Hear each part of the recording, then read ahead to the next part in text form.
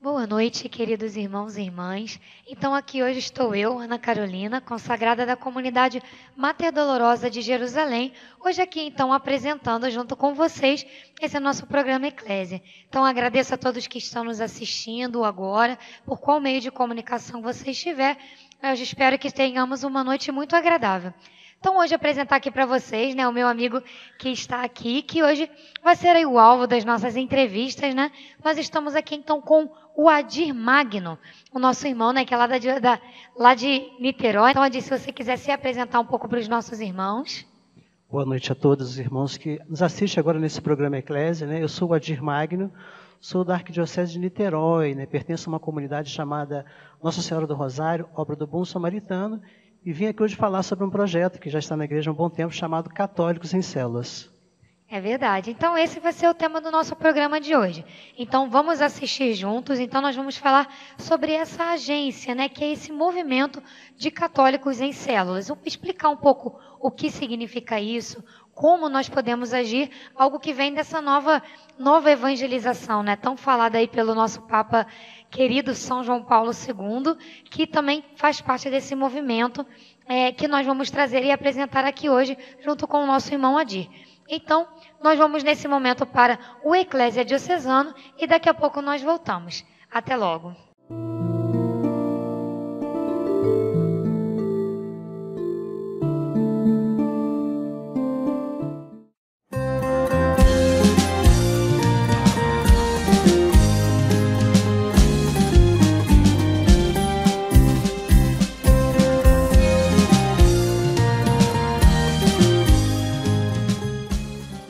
Oi, gente! Entenda a notícia no ar e o nosso tema dessa semana é a campanha da fraternidade.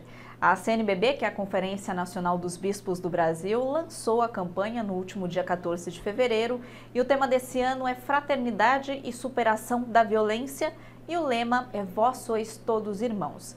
A CNBB sempre escolhe o tema da campanha da fraternidade 2 anos antes de ela acontecer. Então o tema desse ano foi escolhido lá em 2016, quando o Brasil teve recorde de mortes violentas intencionais.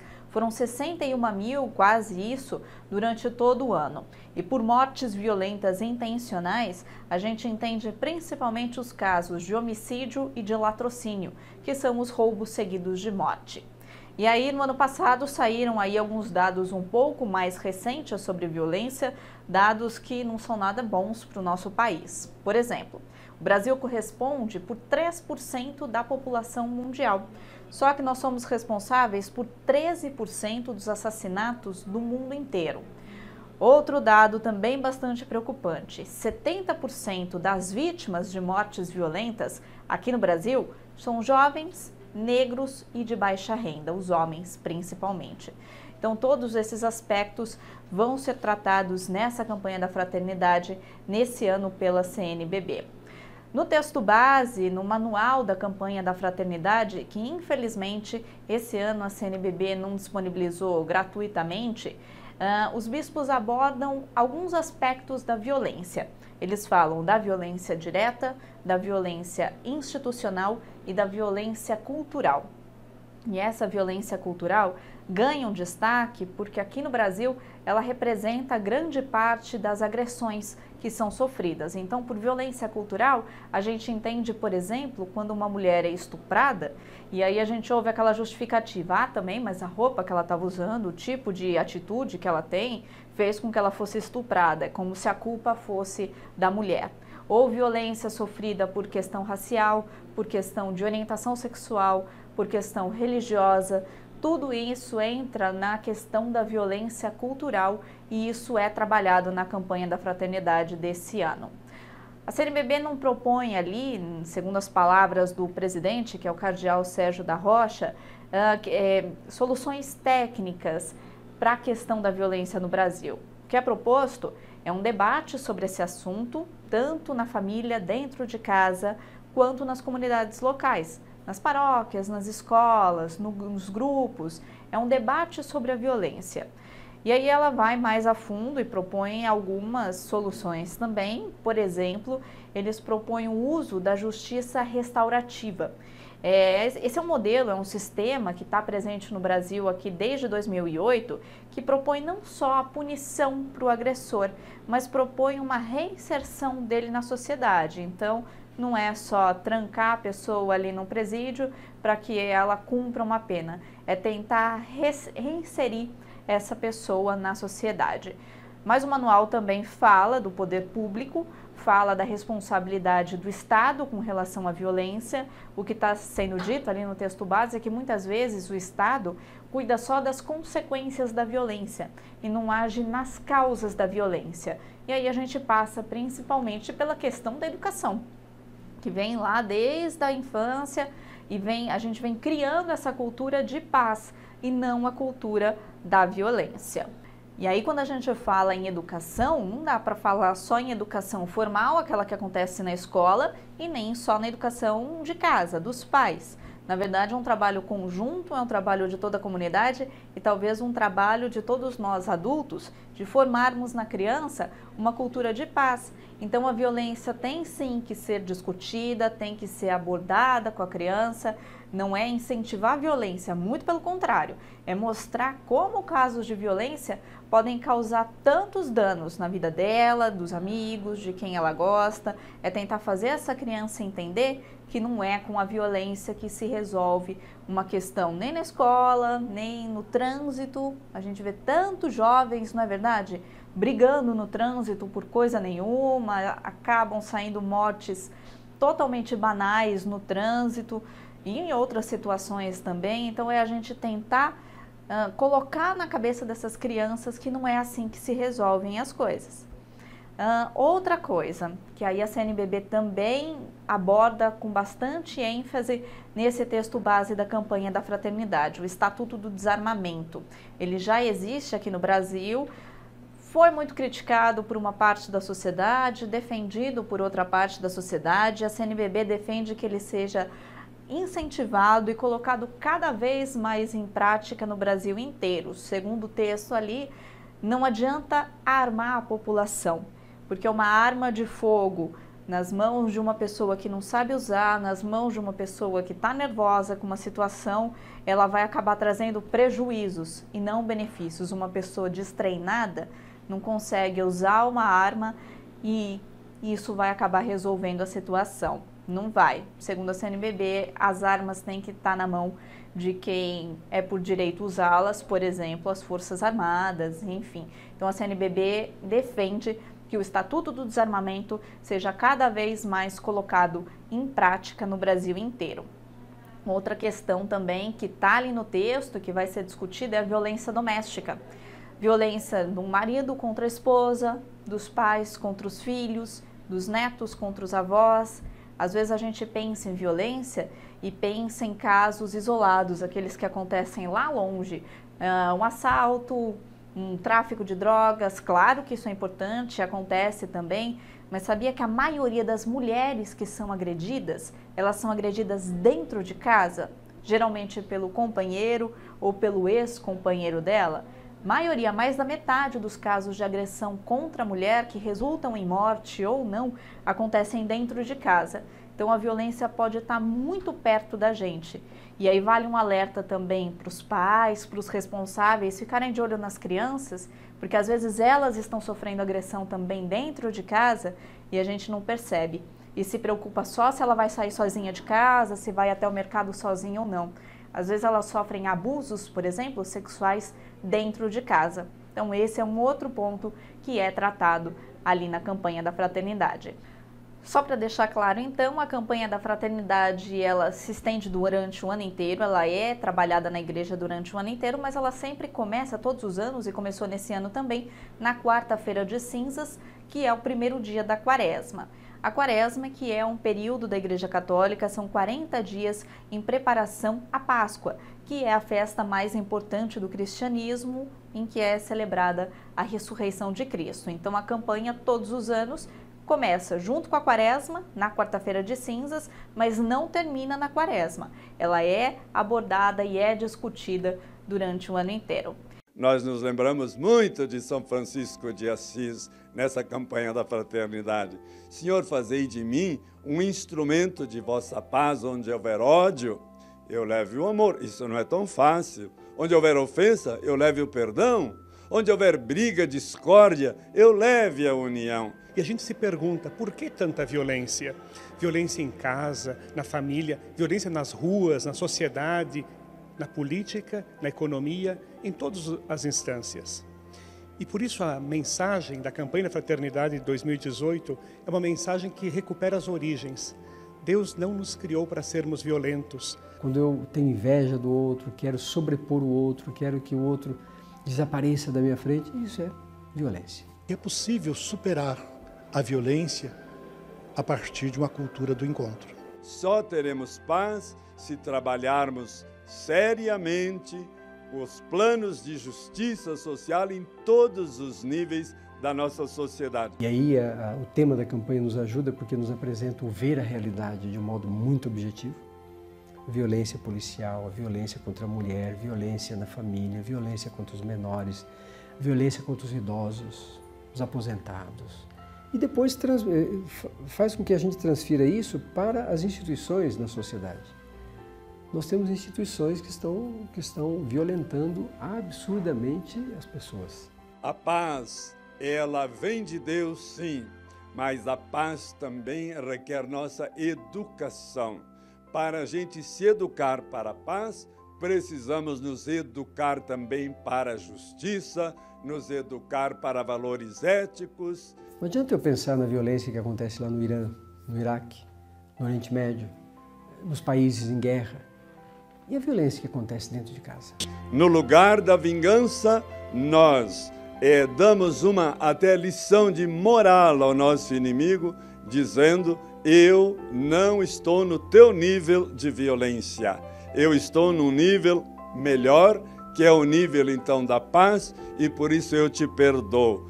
Perdoar não é dizer que você não me ofendeu e que tudo está muito bem. Não. Perdoar é dizer assim: você errou, mas eu não te elimino. Então nós temos que promover a cultura do diálogo, do encontro, não a cultura do aniquilamento. Interessante que o tema da campanha diz de superação.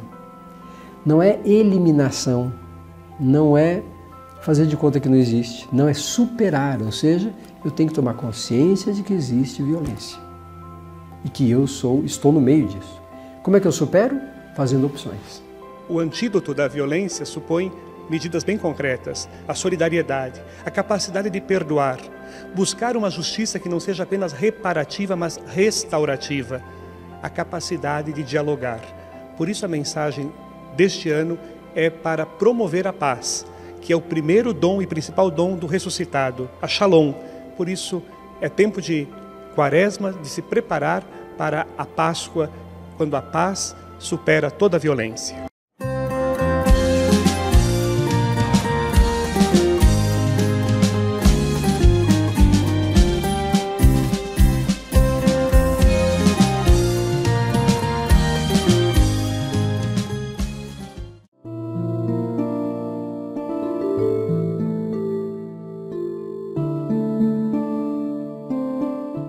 Muito bem, queridos irmãos e irmãs. Então, você que começou a nos assistir agora, eu sou Ana Carolina, sou da comunidade Mater Dolorosa de Jerusalém, e nós estamos aqui com o nosso irmão Adir Magno, que é lá da Arquidiocese de Niterói, também é responsável aqui do estado do Rio de Janeiro pela Agência Católica em Células. Então, Adir, explica um pouquinho para a gente sobre o que é essa agência, o que significa esse movimento, né? Tudo isso que você participa e tem encabeçado aqui no nosso estado do Rio. Então, boa noite a todos novamente. Então, eu sou responsável pela difusão desta metodologia a nível do estado do Rio de Janeiro. Eu sou um representante da Agência Católicos em Células, que é uma parceria da Paróquia Espírito Santo, que é lá da Diocese de São José dos Campos, São Paulo, do Padre Luiz Fernando, com a comunidade Fanuel, né? A Paróquia Espírito Santo é a pioneira nesse trabalho das células católicas no Brasil, e a comunidade Fanuel, como comunidade nova, é pioneira também. E dessa parceria entre a paróquia e a comunidade surgiu, então, o que nós chamamos hoje de Agência Católicos em Células. Ah, sim, muito bem. Então, você disse, né, que ela surgiu ali com essa paróquia Espírito Santo, lá em São Paulo, não é isso? E essa comunidade Fanuel. Eu acredito também que ela surgiu a partir de um livro, né? Você gostaria, talvez, de comentar um pouquinho sobre, a partir desse livro, como que se deu essa união aí das duas, né, para poder iniciar essa agência aqui no Brasil? Sim, então, o padre Luiz Fernando conheceu o Sandro Pérez, que é o fundador da comunidade Fanuel. Os dois já trabalhavam com essa metodologia, eles se encontraram, né? E aí, a partir desse encontro, surgiu um livro. Eles escreveram juntos, o padre Luiz Fernando, o César Machado, né, que é o secretário da Agência Católicos em Células, também pertence à comunidade Fanuel. Sim. Eles escreveram um livro juntos, o padre Luiz Fernando, o Sandro Pérez, o César, e a partir desse livro é que surgiu, então, esse organismo que nós chamamos hoje de Agência Católicos em Células, que tem a missão de difundir essa metodologia a nível de Brasil. Ah, sim. Então, compreendi. Muito bem, obrigada aí pelo esclarecimento. Então, agora nós vamos assistir a um vídeo que fala um pouco sobre essa paróquia que é pioneira, então, né, junto com a comunidade Fanuel, é pioneira nessa divulgação da agência, né, dessa divulgação dos católicos em célula. Então, vamos assistir conosco esse vídeo nesse momento.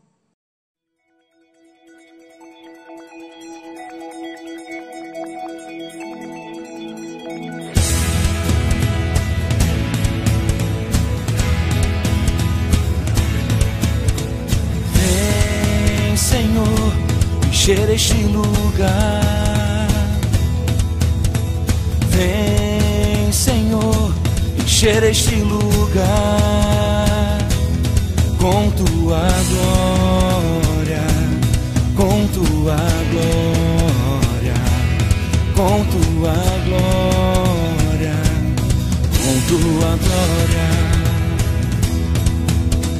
Fala-me, eu quero te ouvir. Toca-me, eu quero te sentir. Vem e abraça-me, vem e abraça. A Trindade, o que é? Senão a experiência da perfeita comunidade, da mais bonita de todas as comunidades. Aquela de Deus é a fonte de cada célula. O que convence não é o discurso. O que convence é o fruto, os frutos. A célula é a comunidade dos cristãos e é o amor que nos distingue como discípulos de Cristo. A paz esteja.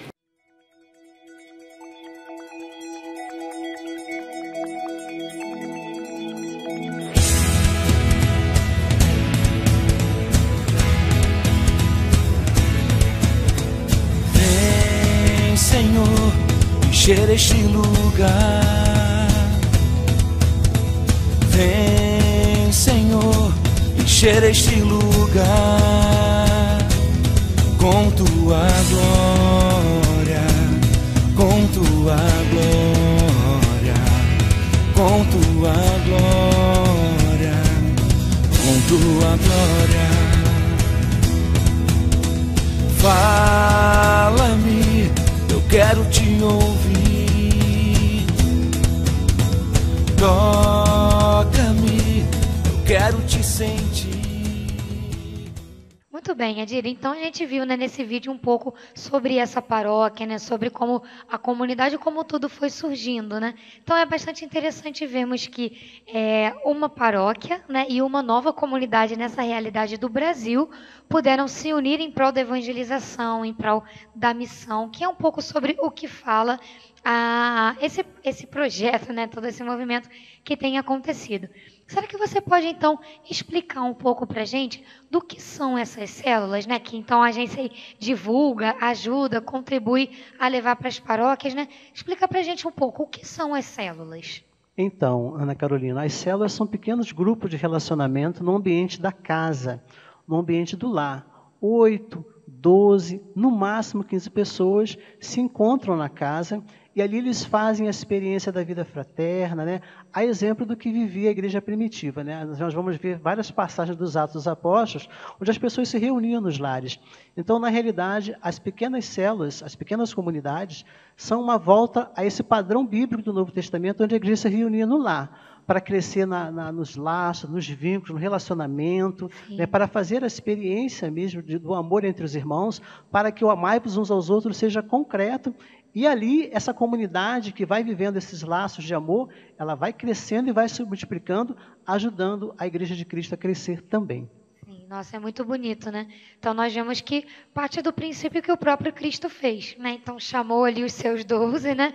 Reuniu, conviveu, ensinou, depois enviou em missão. Acredito que seja esse um pouco o princípio também das células, né? Praticamente isso. Eles fazem essa experiência e a consciência missionária, né? Como comunidade cristã, como pequena comunidade, vai aumentando de formas que eles vão sentir o desejo também de trazer outras pessoas, né? Porque a comunidade, a pequena comunidade que nós chamamos de célula, ela é uma oportunidade de formar discípulos e missionários de Cristo, e nós vamos fazer a experiência de Atos 2:47. E a cada dia o Senhor ajuntava outros que estavam ao caminho da salvação. Então a igreja vai crescendo, né? As pessoas vão tomando consciência de que elas são chamadas a evangelizar, e a igreja vai crescendo em quantidade e qualidade.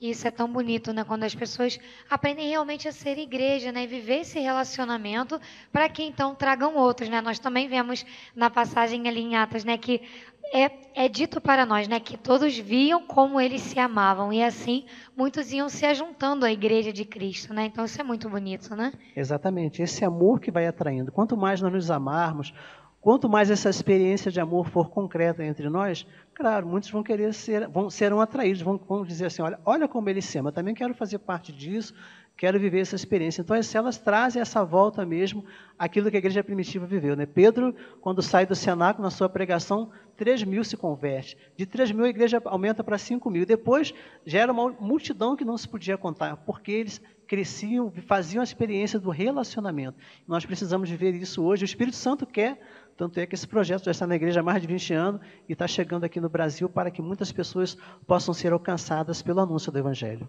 Nossa, isso é muito interessante, né? Realmente podemos ver que algo como acontecia com os primeiros discípulos, os primeiros apóstolos, também acontece hoje, né? E também está querendo chegar aí no Brasil com essa força tão grande, né? Realmente traz uma esperança nova para nós. Então, eu te pergunto um pouquinho, assim, como que são assim, os propósitos, né, que Deus tem para a igreja, para a vivência? Então, ela se baseia em 5 propósitos, não é isso? Sim, mais 5 ou menos. propósitos. Você poderia trazer um pouco para nós de como funcionam esses propósitos, o que significa cada um? Então, o primeiro propósito é a koinonia, a comunhão, né, que é fazer a experiência mesmo de estar unidos como irmãos, né, de fazer aquilo que a igreja primitiva vivia, né, eles faziam a experiência do amor, do relacionamento. Então, a célula é para realmente criar comunhão, porque muitas vezes nós nos encontramos na igreja, mas nós não estamos unidos. Nós nos reunimos, mas não estamos unidos. Então, na pequena comunidade, na célula, a gente faz essa experiência da koinonia, da comunidade cristã real, que cresce a cada dia no amor. Então, a célula traz isso, é um dos propósitos da célula. O outro propósito, o segundo, seria... Liturgia. Liturgia. Isso. Então, nós fazemos a experiência do louvor, né, de nos elevarmos a Deus, de entrar na presença de Deus. Então, a gente canta, a gente louva o Senhor. Então, esse seria o segundo elemento. Então, o segundo propósito da nossa experiência das células, né? Muito bem. O terceiro, então, é a parte da catequese, não é isso? Isso que mesmo. fala Então, da palavra, trazendo um pouco dessa formação, né? Então, nós temos a edificação, né, a partir da palavra de Deus, trazendo para a nossa vida. Nós vamos ter essa experiência com a palavra e vamos, assim, ser catequizados, ser formados mesmo, porque na célula a gente tem essa oportunidade de crescer mesmo como discípulo missionário de Cristo. Então, a gente vive esse processo de crescimento, né, de catequizar, de ser discípulo de Cristo. É verdade. E aí vem a parte muito bela, né? A partir do momento em que nos encontramos, a partir do momento em que louvamos, adoramos a Deus, fazemos aquilo que somos criados para fazer, né? E depois nos unimos em torno da palavra e nos formamos, só falta sair. em missão, que acredita que então é o próximo ponto, o próximo princípio, né? Exatamente, é a evangelização. Então, nós partimos para a evangelização, somos formados, né, e aí nós temos vontade de anunciar esse Cristo, né? Nós chamamos de martiria, o anúncio de Cristo. Então, as pessoas vão sendo tocadas, vão sendo formadas e tomam consciência de que elas também são chamadas a evangelizar e saem para anunciar Cristo, né, a partir da célula, a partir da pequena comunidade. E é muito bonito, porque esse próprio serviço de ir em missão, né, de poder ir até o outro, que nos leva a servir não só aqueles que estão longe, mas também aqueles que estão próximos. Então, acaba que caímos nessa diaconia, né, nesse momento de serviço em um ministério aos próximos irmãos, né? Exatamente. A célula, ela tem essa função também de servir, né, de estar a serviço dos irmãos. Nós nos ajudamos entre nós e também estamos voltados para as realidades que estão à nossa volta. Então, é um serviço, né, de vida plena para todos, né? Inclusive, essa é a inteligência da ação evangelizadora no Brasil. Vida plena para todos. Então, nós nos unimos e servimos aos irmãos, né, com o Evangelho. Então, realmente parece que antes de tudo aquilo que Jesus nos pede, né? Que Deus abençoe e possa abençoar para que todos possamos, quem sabe, viver isso um dia, né? Então, irmãos, é muito interessante, né? Para aqueles que estão começando a nos assistir agora, aqueles que, por acaso, estão ligando aí agora no seu meio de comunicação para poder nos assistir. Estamos aqui com o nosso irmão Adir Magno, lá da Arquidiocese de Niterói, que é responsável aqui no estado do Rio de Janeiro pela divulgação, né, dos católicos em células. Então, explicando para nós um pouco do que significa esse núcleo, essas células que se formam para que nós possamos nos encontrar com os irmãos, aprender um pouco mais sobre a palavra, louvar, agradecer e depois sair em missão e serviço. Então, realmente é como aquilo que foi proposto pelo Senhor para os primeiros discípulos e foi vivido também posteriormente por toda a igreja. Então, é algo muito bonito, né? Então, meu irmão, é claro que nós fomos percebendo que tudo isso iniciou com Jesus Cristo, né? Ele foi aí o primeiro fundador desse meio de evangelização. Mas como que essa inspiração veio? De onde ela veio? Partiu daqui do Brasil? Veio de outro lugar? Quem foi a pessoa que iniciou? Há quanto tempo? Localiza a gente um pouco nessa ideia das células, por favor. Então, o padre Pio G. Perini, ele é pároco na paróquia de Santo Estor de Milão, e chegou até as mãos desse padre uma revista intitulada Paróquia em Chamas. Tinha uma matéria falada Paróquia em Chamas. E essa revista era de uma paróquia do padre Michael Evers, na Flórida, um padre que já faleceu ano passado.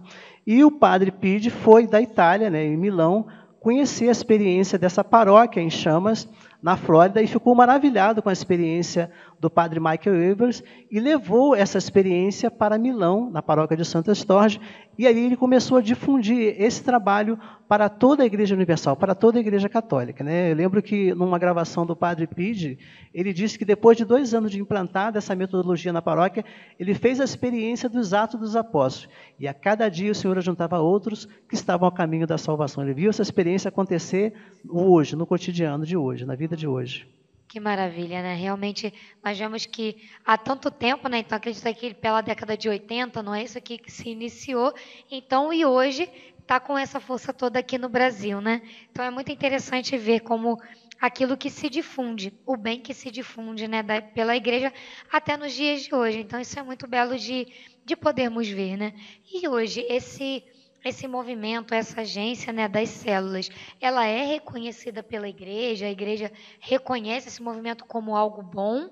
Ou como que isso está hoje aí na visão da igreja geral, né? Então, o padre Pio G. Perini, ele foi o responsável pela difusão desse método a nível da igreja universal, da igreja católica, e também o responsável pelo reconhecimento pontifício. Em 2009, teve o reconhecimento provisório, nós chamamos de ad experimento, e em 15 de abril de 2015 aconteceu o reconhecimento definitivo. Então, a igreja viu que as células católicas, as células paroquiais de evangelização, é algo que é bom para a igreja e aprovou, né? Inclusive, em 2015, no final do ano, teve um encontro com o Papa Francisco na Sala Paulo VI, estavam lá 21 países representados nesse trabalho das células. Então, assim, algo que a igreja aprova e que é salutar, é bom para a vida da igreja. Então, é uma coisa reconhecida, que atende, inclusive, à necessidade, né, na Igreja do Brasil, de que as nossas paróquias sejam comunidade de comunidades, né? O documento 100 vai falar sobre comunidade de comunidades, uma nova paróquia. E as células respondem de uma forma concreta a esse trabalho que já foi aprovado oficialmente pelo Vaticano. Isso é muito importante, né? Porque muitas vezes alguns, né, de nós ainda temos um pouco essa mentalidade, mas será que não vai dividir, né? Será que não vai tirar da paróquia? Será que ele não vai se formar vários grupinhos? Quando, na verdade, os próprios documentos da igreja nos trazem isso, né? Como eu disse do documento 100, né? Que nos diz comunidade de comunidades, né? Onde nós formamos núcleos que precisam agir na igreja geral, né? Núcleos que precisam se formar para serem missionários e congregar outros à igreja geral de uma forma mais ampla e trazer missionários para Cristo, né? Sim, então, desculpe. Claro. Inclusive, esse projeto é uma resposta também àquilo que o Papa Francisco pede para que as nossas paróquias, nós sejamos uma igreja em saída, né?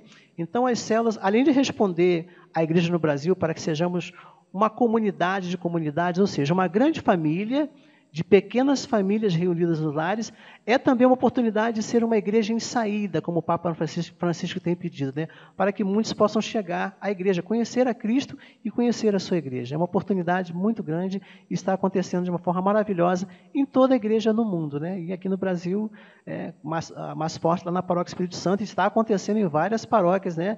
Nós somos mais ou menos aí umas 50 paróquias a nível de Brasil com esse método de evangelização. Fora as novas comunidades também. Sim. Então é realmente muito interessante, né? E nós vamos então para um próximo vídeo para podermos assistir um pouco de como isso tem se difundido também aqui no nosso Brasil, daquilo que tudo isso teve origem e agora tem chegado até aqui. Então vamos ao nosso vídeo. O Serviço de Células Paroquiais de Evangelização, criadas na Europa em 1985 por Padre Pidi Perini, na paróquia de Santo Estorgio, em Milão, foi reconhecido pelo Pontifício Conselho para os Leigos em 29 de maio, em Roma. Dom Joseph Clemens, que presidiu a cerimônia, nos disse o significado deste ato para a Igreja.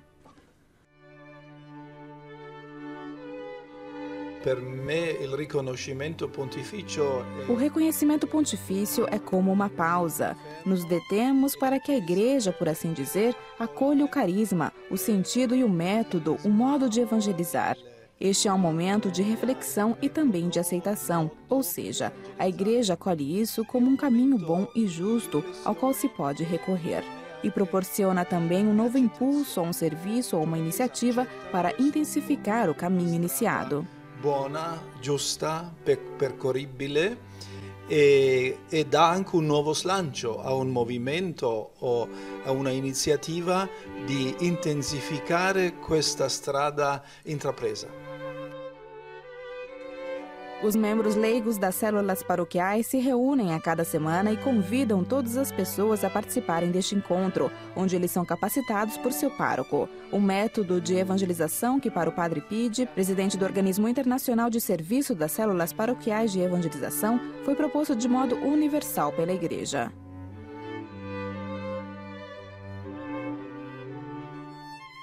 Questa approvazione da parte del Consiglio. A aprovação do Pontifício Conselho para os Leigos faz com que esta obra não seja vista como algo meu, mas que agora pertence à Igreja, porque a Igreja faz sua e a propõe, construindo deste modo diferentes vias para os bispos, para os párocos. E se espera que se possa trazer novos frutos. C'è sperare che questo possa portare questi frutti. Para o representante francófono deste serviço, Padre Arnaud Adrien, o reconhecimento oficial deste serviço é uma prova que demonstra o dinamismo desta proposta. O reconhecimento do Pontifício Conselho nos permite dirigir-nos a outras nações e realizar um grande trabalho de comunicação e de convite para divulgar este método de evangelização que renova profundamente as paróquias.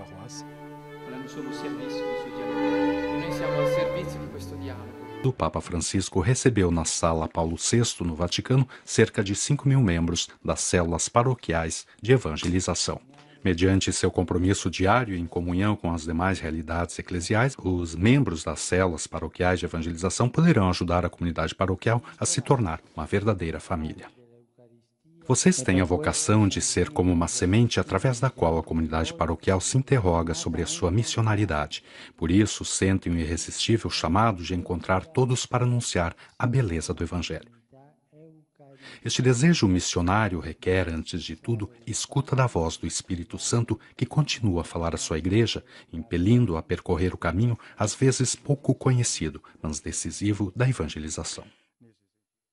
Encorajo-os a fazer da Eucaristia o coração da sua missão de evangelização, de modo que cada célula seja uma comunidade eucarística, onde o partir do pão equivale a reconhecer a real presença de Jesus Cristo no meio de nós.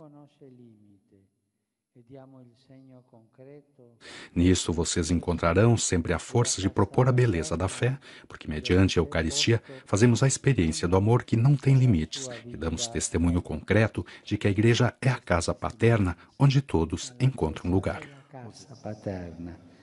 C'è posto per tutti, per tutti. E Gesù dice anche il Vangelo: chiamate buoni e cattivi, tutti. Non c'è differenza.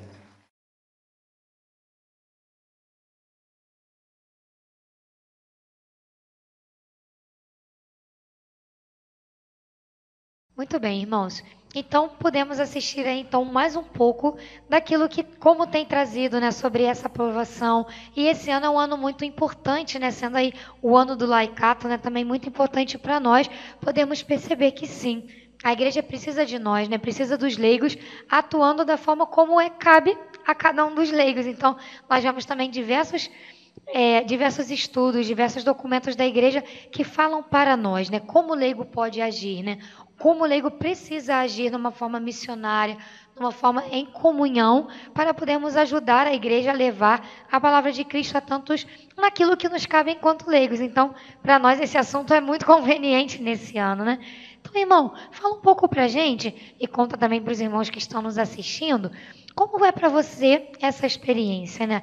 Como você vive isso, como você percebe isso, tanto na vivência própria quanto nos lugares que você já foi para difundir. Conta um pouquinho essa experiência para nós.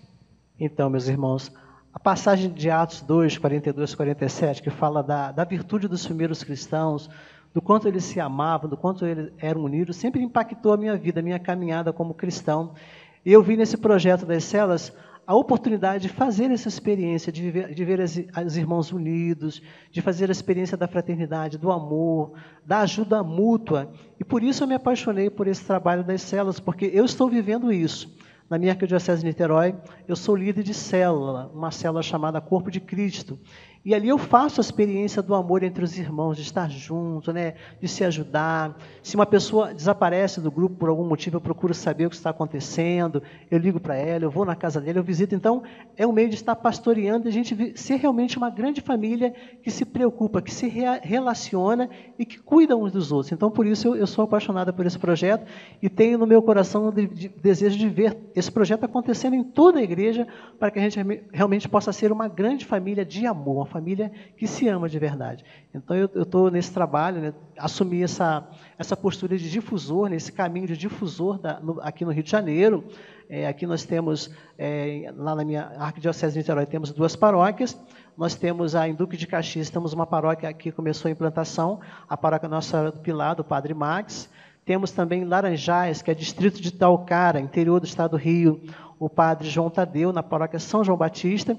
E aqui na Diocese de Petrópolis, começou agora, primeiro foi no Padre Hernandes, lá em Teresópolis, na paróquia São Pedro, o primeiro encontro que nós chamamos de jornada, e agora aqui também nós tivemos no dia 25, com os padres Luiz Fernando e o Padre Celestino, unindo as 2 paróquias, né, Nossa Senhora do Rosário e Santo Antônio, o encontro para começar a implantação das células nas 2 paróquias. Então está sendo uma bênção, estou muito feliz porque eu tive a oportunidade de apresentar esse projeto a Dom Gregório e agora, graças a Deus, para a glória de Deus, né, está acontecendo então a implantação aqui na nossa, eu digo nossa porque eu caminho há muito tempo aqui na Diocese de Petrópolis, né, também é minha diocese, então está sendo uma bênção e eu estou muito feliz por isso, por esse começo desse projeto aqui na Diocese de Petrópolis. Sim, como o senhor disse, né? Ali também com o padre Luiz Henrique, também o padre Celestino, agora vamos iniciar, né? Com Dom Gregório, vamos também em busca, né? Como também é algo nas paróquias, é muito necessária essa participação dos sacerdotes que estão à frente das paróquias. Então, graças a Deus aí com Dom Gregório abrindo espaço, acredito que nós consigamos trazer bastante agora as células para também essa diocese, já que é algo aprovado pela igreja, já que é algo que a gente vê que dá tantos resultados há tanto tempo, né, de diferentes formas que a igreja já tem vivido isso. Então, é uma forma bem interessante, né? Então, meu irmão, olha, a gente vai encerrando, então, essa nossa noite, né? A vocês aí que estão nos assistindo, estão nos acompanhando, gostaria também de que você pudesse explicar um pouco às pessoas que estão nos assistindo sobre como eles podem fazer para adquirir algum material, para entrar em contato, para conhecer um pouco mais, como a partir daqui eles podem procurar. Então, a Agência Católicos em Células tem um site, você pode entrar no site, ali tem todas as informações. Basta digitar lá www.catolicosemcelulas.com.br www.catolicosemcelulas.com.br e você terá no site todas as informações como fazer para agendar uma visita à sua paróquia. Nós temos uma equipe de difusores no Brasil que pode fazer uma visita à sua paróquia para apresentar o projeto e, com a aprovação do sacerdote, começar, então, a implantação. Queria lembrar também que, neste ano, depois você vai poder acompanhar no site, nós vamos ter o nosso 7º Congresso Católicos em Células, né? Com a presença de um sacerdote chinês, Padre Ignácio, que vai falar da experiência das células na China. Também na China existem as células e teremos a presença também de um diácono italiano, o diácono Pipo, que virá de Milão também para falar da sua experiência lá com o projeto das células. Vai ser uma bênção essa oportunidade. Esse 7º Congresso vai entrar no ar daqui a algum tempo, o site, o link específico para você poder fazer a sua inscrição no 7º Congresso Católicos em Células, que acontece na Paróquia Espírito Santo, Diocese de São José dos Campos, do Padre Luiz Fernando.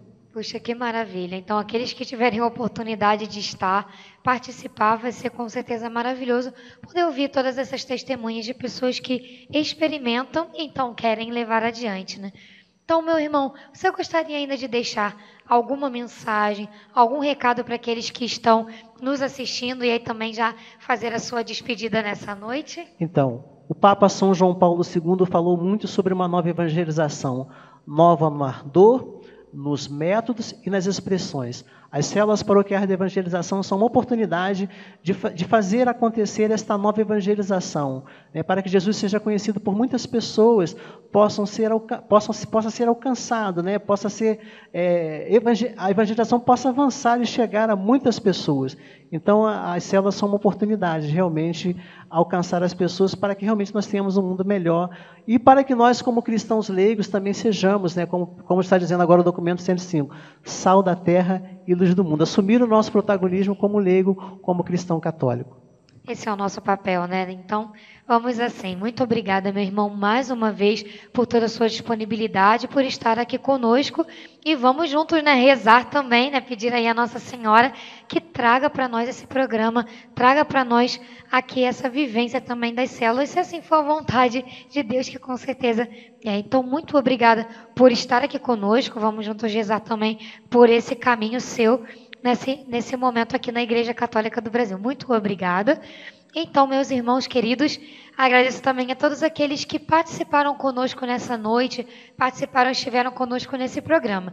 Que nós possamos, então, também colocar as nossas orações pela evangelização do Brasil. A você que se sente já amado por Deus, já convidado a realmente ser um missionário, não vamos perder tempo. O Senhor nos chama a sermos leigos em ação, a sermos leigos que realmente vão em missão, discípulos e missionários que conhecem a Cristo e seguem a Cristo e levam a Cristo ao irmão. Por isso, uma ótima noite, que todos estejamos nos braços da nossa Virgem Mãe do Amor Divino. Um grande abraço e até o nosso próximo encontro. El tiempo en que vivimos nos exige desarrollar una profunda capacidad para discernir. Discernir de entre todas las voces, ¿cuál es la voz del Señor? ¿Cuál es la voz de Él que nos conduce a la resurrección, a la vida? Y la voz que nos libra de caer en la cultura de la muerte. Necesitamos leer desde dentro lo que el Señor nos pide para vivir en el amor y ser continuadores de esta sumisión de amor. Recemos juntos para que toda la Iglesia reconozca la urgencia de la formación en el discernimiento espiritual, en el plano personal y comunitario.